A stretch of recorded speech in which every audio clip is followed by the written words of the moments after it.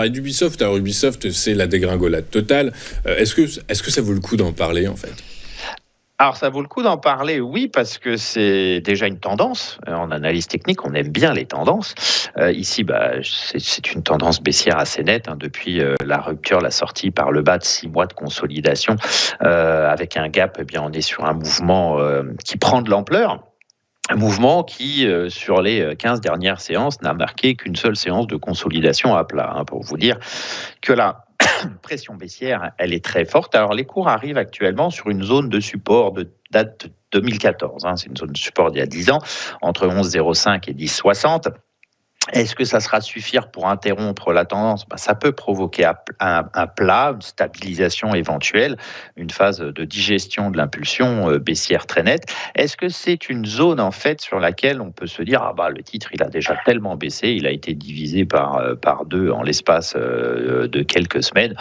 Tiens, ça peut être intéressant d'en prendre. En tout cas, ça vaut pas cher. Le problème, c'est que comme on est en tendance, le ça vaut pas cher peut se transformer en ça vaudra encore moins cher plus tard. Donc, est-ce que c'est un bon véhicule en disant je vais ramasser un titre qui a été injustement sanctionné ? Pour l'instant, c'est pas du tout la configuration. On n'a pas d'excès, on a un mouvement pérenne, on a des gaps, on n'a pas de reprise, on a très très très peu d'éléments qui permettent de se dire tiens, je suis sur effectivement une formation de potentiel creux en V, ce qui serait la seule configuration technique qui autoriserait éventuellement un achat. C'est-à-dire que vous faites une forte dynamique baissière, un excès manifeste et puis une reprise de la même ampleur, ce qui ferait passer les cours de 11. On serait censé revenir au point de départ. Le point de départ, c'est au minimum 18. Donc faire 11-18, c'est effectivement intéressant. Pour l'instant, je n'ai pas un élément qui me permette d'anticiper cela. Alors, c'est très clair, Mathieu. En fait, en réalité, vous nous parlez d'un support qui date d'il y a 10 ans. L'enjeu, la stratégie qu'il faudrait peut-être adopter sur Ubisoft, c'est la stratégie de sortie du dossier. Est-ce que finalement, on ne va pas revoir le principe d'une OPA se porter Ubisoft a perdu plus de 80% de sa valeur, c'est gigantesque. Il y a forcément des prédateurs qui tournent autour d'Ubisoft. Alors, évidemment, oui, non. Les prédateurs qui tourneraient autour d'Ubisoft, ils peuvent très bien se dire aussi, on attend que ça plante et on rachète les staffs, les équipes de développeurs, le catalogue de jeux vendus à la casse pour pas cher, pour moins cher, encore moins cher.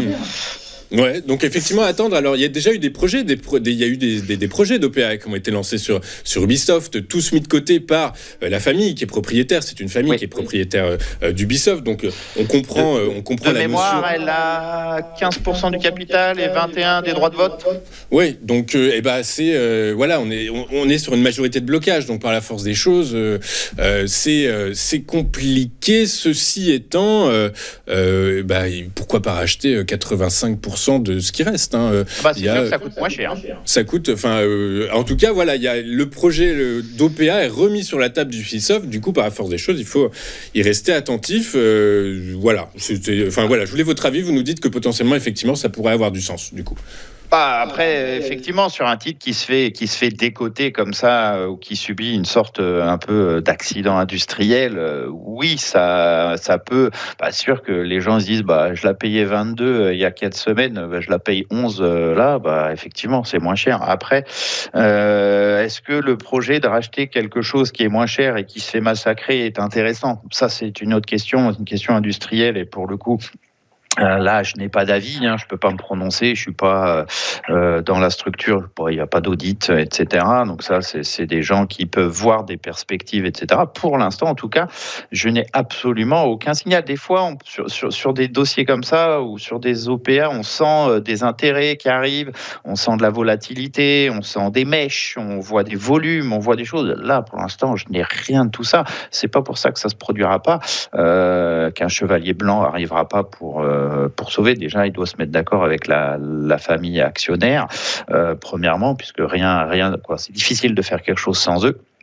D'un autre côté, après, pour l'instant, est-ce que j'ai des petits signes d'intérêt ? Non. Est-ce que ça peut aller plus bas plus tard ? Oui, après, toujours pareil, sur l'OPA, il peut se dire, ça vaut 11, ça se trouve, ça vaudra 5 au rythme actuel, ça vaut 5 dans 3 mois, donc 5, c'est encore 2 fois moins cher.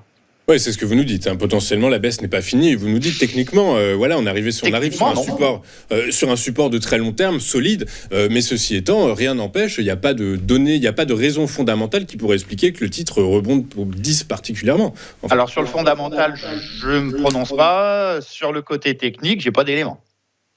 Donc écoutez, pour l'instant, donc en vrai, vous nous conseillez quoi? De rester plutôt à l'écart? On attend de voir comment ça se comporte, quoi. Si on en a dans le portefeuille, faut se poser la question de prendre cette perte, même si ça coûte très cher, puisque ça a été en fait sur des tendances baissières, on conseille pas d'en avoir. Si on n'en a pas et qu'on se pose la question d'en prendre, honnêtement, à vos risques et périls, ça peut être, c'est un pari. En fait, c'est un pari et les paris ont des faibles probabilités, donc. Ça peut très bien se solder par pas grand-chose pendant longtemps et bloquer du capital. Après, ça peut être un coup de volatilité. Elle en a quand même quand elle fait des rebonds. Je pense par exemple à celui-là de début juillet. On passe de 19 à 23 en l'espace de quelques séances. Oui, c'est intéressant. Après, le problème, c'est qu'on s'expose au même parcours qu'on a refait, mais en une séance avec un gap. Ça, c'est le risque de ces paris de contre-tendance, pour le coup, qui ont des probabilités de réalisation faibles, voire très faibles.